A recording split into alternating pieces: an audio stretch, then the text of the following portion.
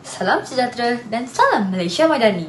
Saya Ritisha Kumaran dari Sekolah Menengah Kebangsaan Bukit Jambul, Pulau Pinang. Hari ini saya ingin berkongsi tentang sebuah novel yang benar-benar meruntun jiwa saya.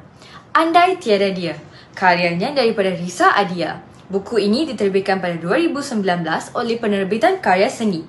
Novel ini mengandungi 542 halaman dan 86 bab.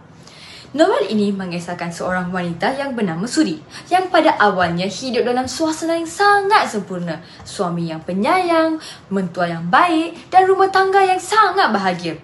Namun, kebahagiaan itu mula pudar apabila Suri tidak dikurniakan cahaya mata walaupun telah lama berkahwin.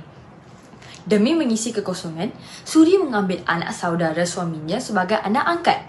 Sayangnya, niat murni itu disalah erti. Haikal iaitu suaminya mula berasa terpinggir dan menganggap dirinya tidak lagi menjadi keutamaan dalam hidup Suri.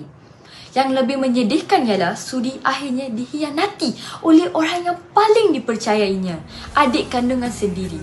Haikal jatuh cinta dengan adik Suri, wanita yang diminta oleh Suri sendiri untuk menjaga suaminya ketika dia sibuk.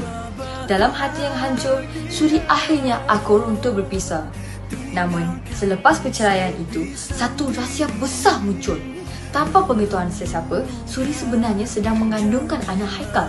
Dia memilih untuk menyimpan rahsia tersebut demi ketenangan dan maruah diri.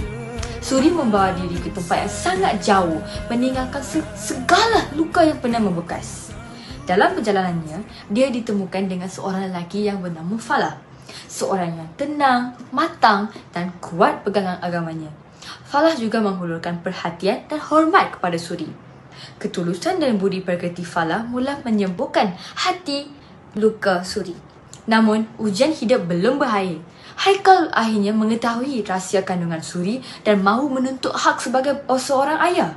Suri kini berada di persimpangan. Adakah dia harus kembali kepada Haikal, lelaki yang pernah mengkhianatinya, atau memilih Falah, lelaki yang ikhlas, sabar dan tidak pernah menghakimi masa silamnya? Siapakah sebenarnya yang benar-benar layak menjadi pelindung hati Suri? Dan apakah yang bakal terjadi kepada adik Suri? Nak tahu kesudahannya? Bacalah sendiri novel Andai Tiada Dia. Novel ini bukan sekadar kisah cinta, tetapi sebuah kisah yang syarat dengan nilai-nilai kehidupan.